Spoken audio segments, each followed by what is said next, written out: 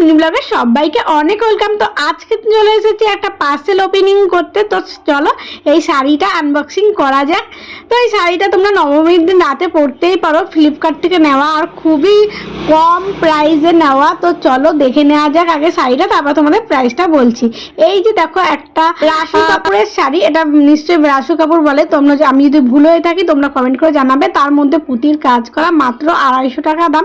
তোমরা নবমীর দিন রাতে পরতে পারো। আর লিঙ্ক লাগলে আমাকে কমেন্ট করে জানাবে। তার সঙ্গে আছে matching blouse piece.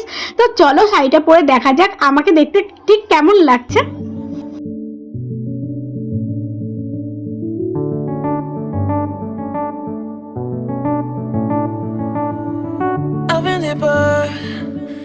But I have to stay afloat. It's not easy. Be a person you don't want. Can somebody take me other thing? Going